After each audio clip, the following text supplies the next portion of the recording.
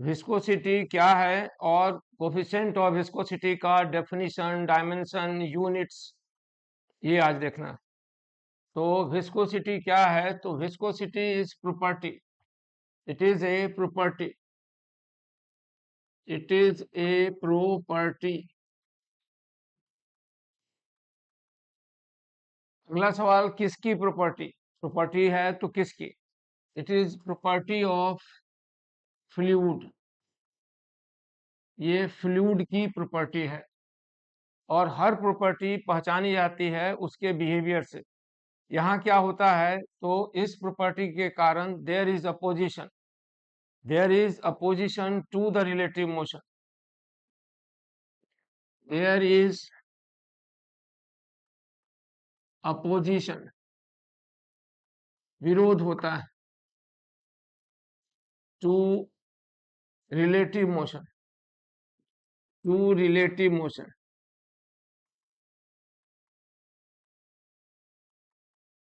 किनके बीच? तो लेयर्स के बीच।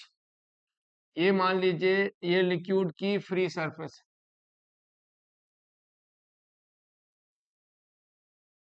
इस सबसे ऊपर वाली सतह, इसकी वेलोसिटी सबसे ज्यादा है। उसके अंदर नीचे लेयर है, उसकी वेलोसिटी उससे कम है। उससे नीचे वाले लेयर की और भी कम, और उससे नीचे और भी कम, और सबसे नीचे जो बॉटम है, यह ट्यूब का बाउंड्री है जिससे फ्लो हो रहा है, उसकी वेलोसिटी सबसे कम। तो ये डिफरेंट लेयर्स बन जाते हैं जिनकी वेलोसिटी ऑफ फ्लो अलग अलग होती है।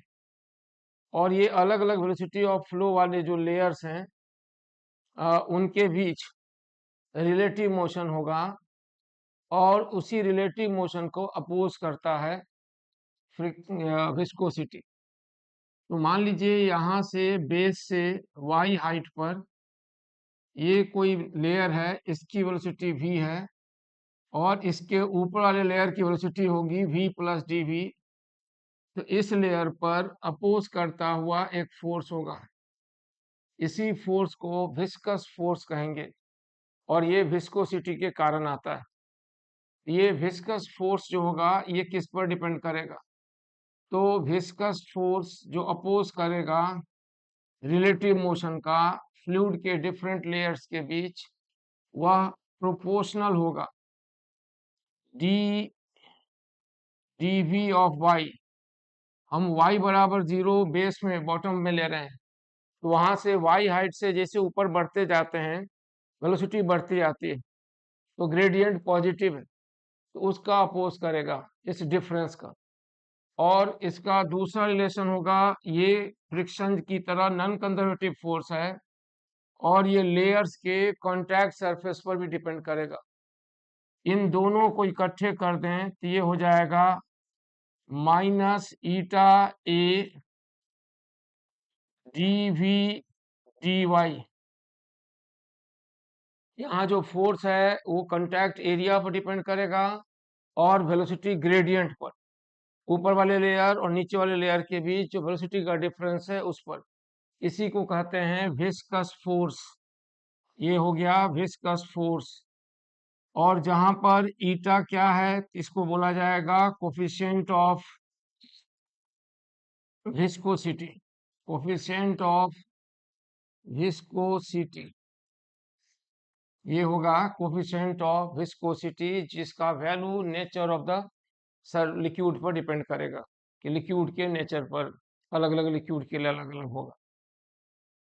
इस ईटा का यूनिट और डायमेंशनल फॉर्मूला, तो ईटा बराबर फोर्स का डायमेंशन, एरिया और वेलोसिटी ग्रेडियंट का डायमेंशनल फॉर्मूला। अब इसको सॉल्व कीजिए तो फोर्स का dimensional formula M L T minus two, और यहाँ एरिया, और यहाँ हो जाएगा L T minus one velocity, और डेप्थ के लिए एल। तो फाइनली इसको सॉल्व कीजिएगा तो डायमेंशनल फॉर्मूला आ जाएगा m+1 l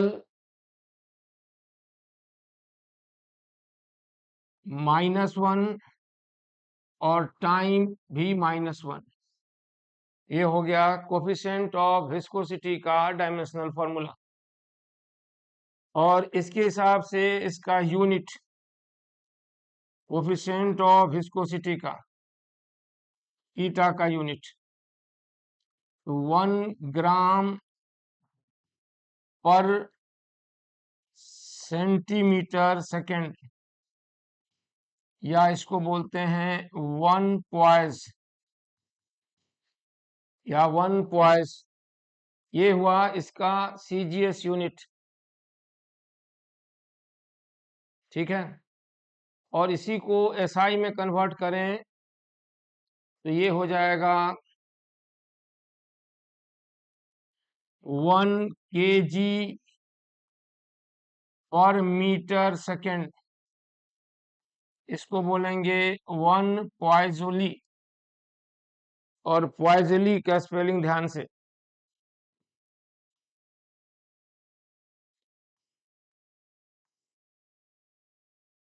ये हुआ unit dimension coefficient of viscosity का।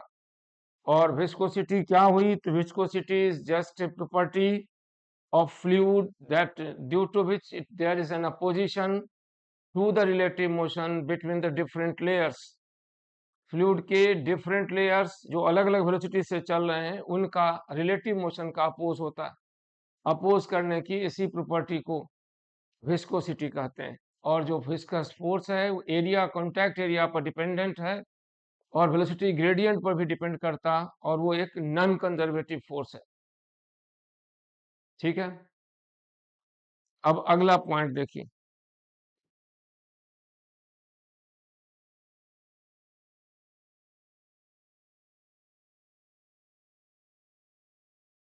अगला पॉइंट है critical velocity of fluid flow. और इसमें एक टर्म आएगा जो फ्लूइड में पढ़ना है, स्टीडी फ्लो या स्ट्रीमलाइन फ्लो। किसको कहते हैं? स्टीडी फ्लो या स्ट्रीमलाइन फ्लो। तो क्रिटिकल वेलोसिटी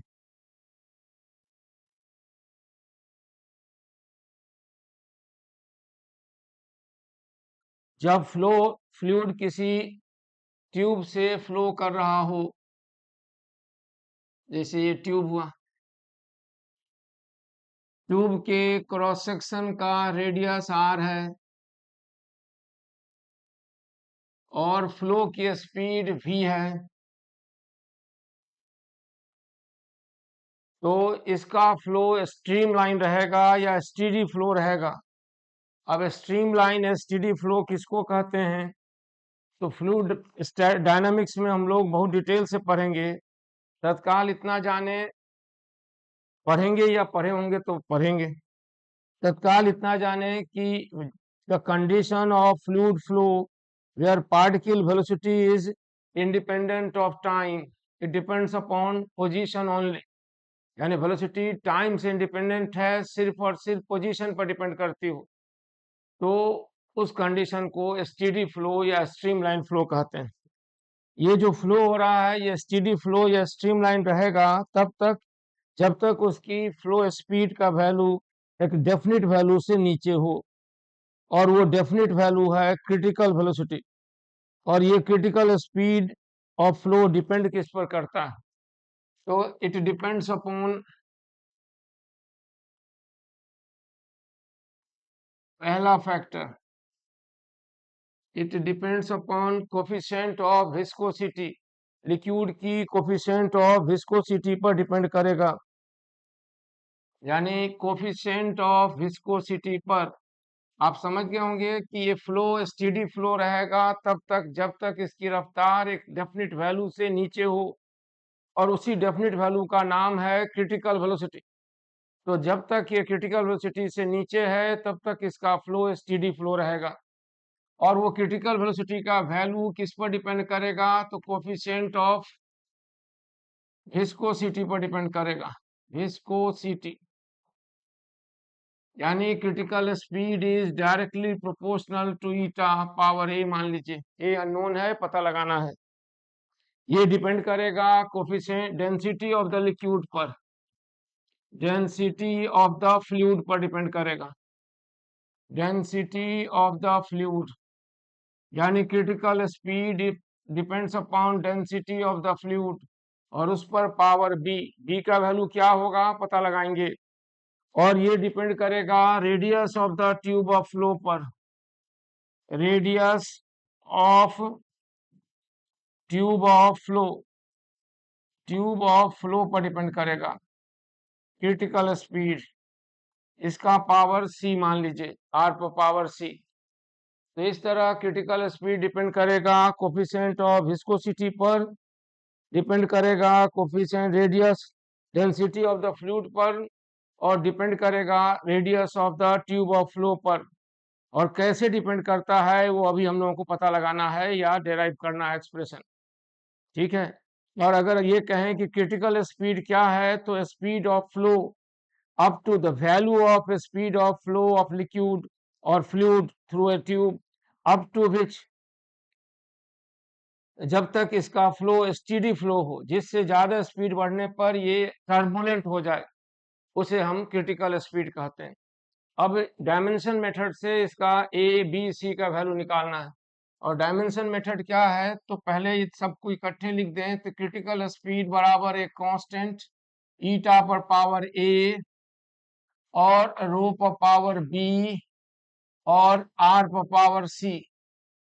अब ए बी सी पता लगाने के लिए हम यूज करेंगे, यहाँ के एक कांस्टेंट है, principle of homogeneity of physical equation. Using principle of homogeneity of physical equation, using principle of homogeneity of physical equation. Physical equation यानी कोई भी फिजिक्स का इक्वेशन करेक्ट माना जाएगा अगर डायमेंशनली उसके दोनों किनारे, दोनों साइड, हर एक टर्म में फंडामेंटल्स का डायमेंशन सेम हो। इसी सिद्धांत से इसका लेफ्ट और राइट साइड सबका डायमेंशनल फॉर्मूला लिखते हैं।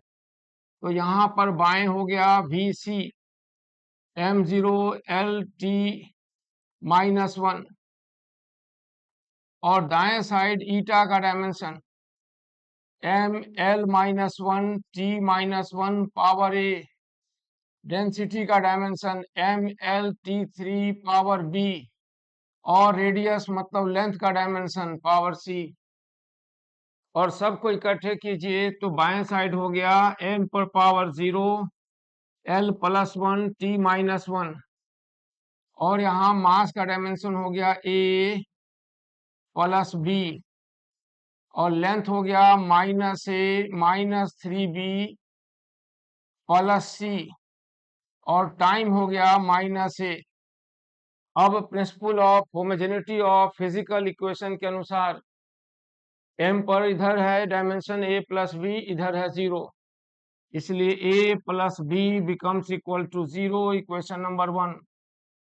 सेकेंड l पर पावर देख रहे हैं तो -a -3b plus C equal to 1, ये हो गया इक्वेशन नंबर 2। और लास्ट वाला टर्म टाइम के ऊपर जो डायमेंशन है -1।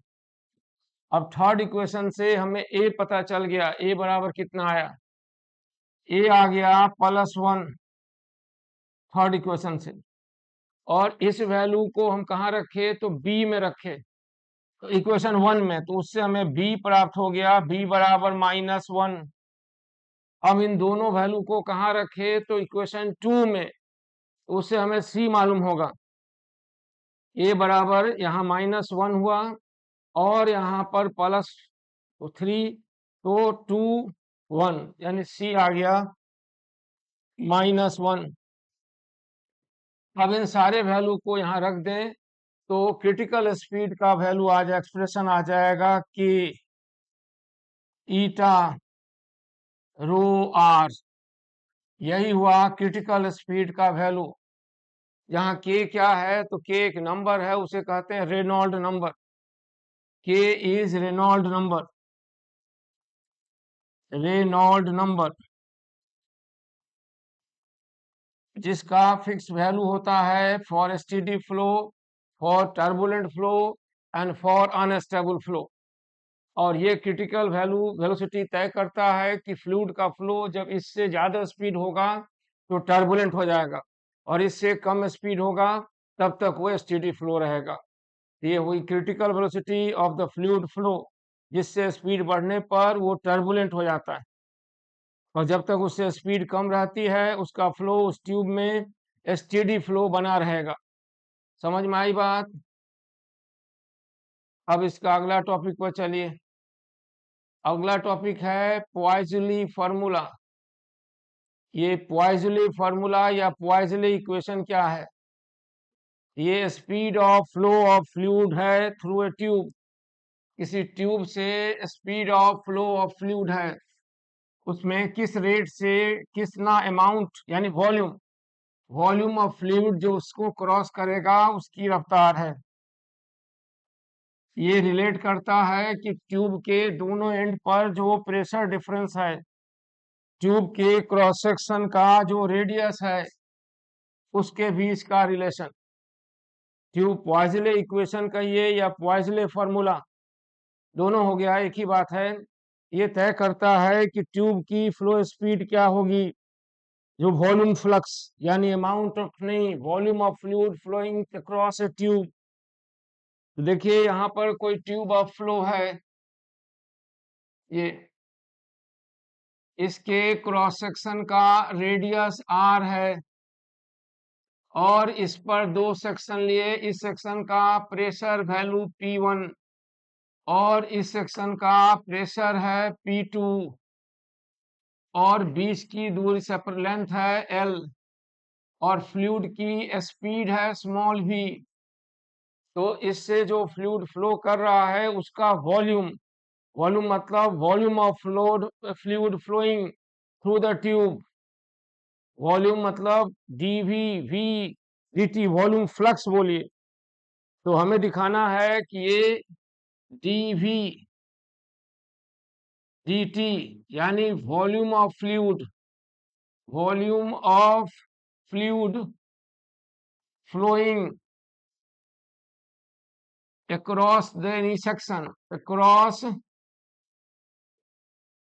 any section, किसी सेक्शन से जो फ्लूइड फ्लो हो रहा है वो है, वो किस पर डिपेंड करता है, यहाँ और दोनों के बीच प्रेशर डिफरेंस दिया हुआ, P1 बड़ा होगा P2 छोटा, तो प्रेशर ग्रेडियंट, प्रेशर ग्रेडियंट ये बराबर हो जाएगा dP/dL यानी P2 माइनस P1/L। अब देख रहे हैं P2 जरूर छोटा होगा तो प्रेशर ग्रेडियंट निगेटिव है, होना ही चाहिए। फ्लूइड फ्लो के लिए जरूरी है कि P1 का वैल्यू P2 से ज्यादा हो, तब ना फ्लो करेगा। P2 छोटा होना चाहिए तभी माइनस आएगा तो फ्लो होगा। ये प्रेशर ग्रेडियंट हुआ, क्रॉस सेक्शनल एरिया हुआ, कोफिशिएंट ऑफ विस्कोसिटी हुआ। तो हमें दिखाना है कि ये वॉल्यूम फ्लक्स यानी जो किस किस बात पर डिपेंड करेगा, यानी पहला डिपेंडेंस ये is directly proportional to pressure gradient, pressure gradient power नहीं मालूम है, डायरेक्टली प्रोपोर्शनल इनवर्सली स्क्वायर कुछ नहीं, ए है। दूसरा पॉइज़ले फार्मूला कहता है ये वॉल्यूम फ्लक्स जो है ये डायरेक्टली या डायरेक्टली नहीं, proportional to radius, radius of the tube, वो हमें नहीं मालूम। कोफिशिएंट ऑफ विस्कोसिटी उस पर पावर भी ले लेते हैं। और तीसरा है ये डिपेंड करता है डायरेक्टली प्रोपोर्शनल टू रेडियस, उस पर पावर सी ले लेते हैं। और फिर principle of homogeneity of physical equation, वही डायमेंशनल मेथड यूज करके हम ए और बी और सी का वैल्यू निकालते हैं, और तब जो इक्वेशन आएगा उसी को पॉइज़ली फार्मूला कहेंगे या पॉइज़ली इक्वेशन। तो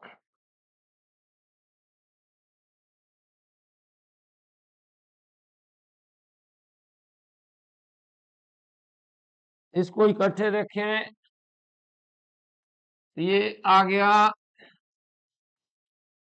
के कोई कांस्टेंट है, ये रेनॉल्ड नंबर नहीं, कोई अलग कांस्टेंट है, एक्सपेरिमेंटली निकालेंगे।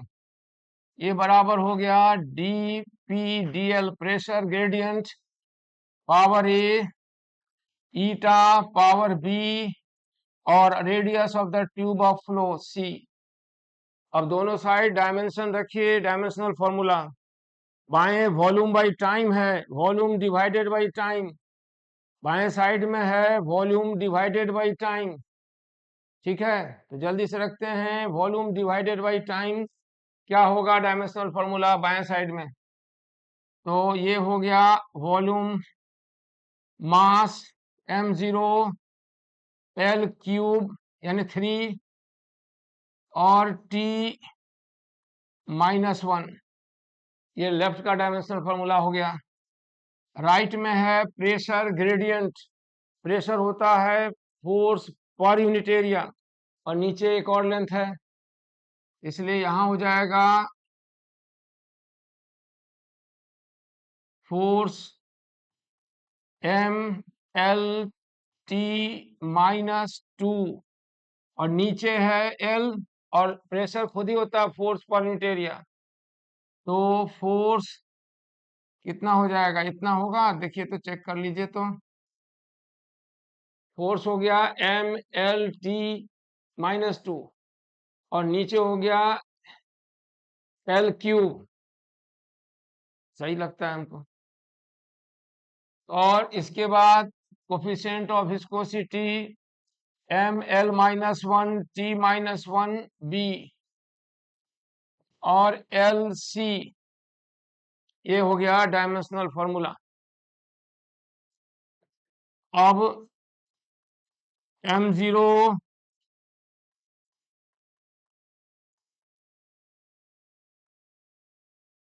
m पर पावर कितना है, तो a प्लस b, और L पर हुआ -2a -b प्लस c, और T हुआ -2a -b।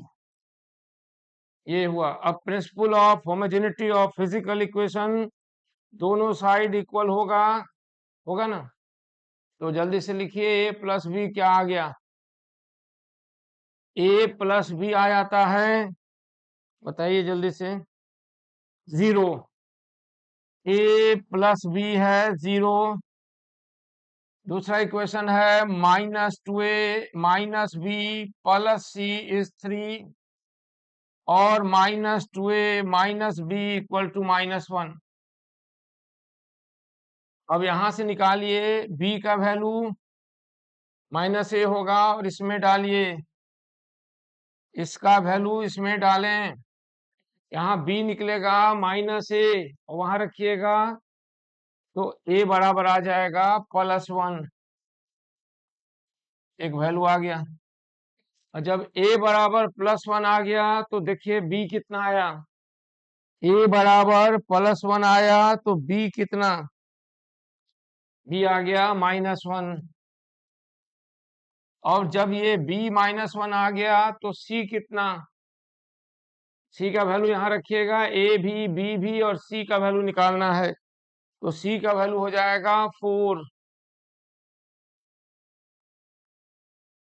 अब इन सारे वैल्यूज को यहाँ रखा जाए, और तब ये volume flux rate of transfer metre cube per second, k का वैल्यू आता है एक्सपेरिमेंटली π/8, और a पर पावर कितना, तो 1। ये आ गया प्रेशर डिफरेंस, यहाँ माइनस साइन दीजिए, तो प्रेशर ग्रेडियंट P1 -P2/L, और ईटा के ऊपर पावर है -b यानी ईटा, और r पर क्या पावर है, तो r पर पावर है +4। तो यही फॉर्मूला हुआ जिसे हम पॉइज़ली फॉर्मूला या पॉइज़ली इक्वेशन कहते हैं। ठीक है, समझें। अब इस पर बेस न्यूमेरिकल्स भी होगा, इसी को हम लोग पॉइज़ली फॉर्मूला या पॉइज़ली इक्वेशन कहेंगे। समझ में आई बात। अब 2 टॉपिक और है, उसको भी देख लेते हैं।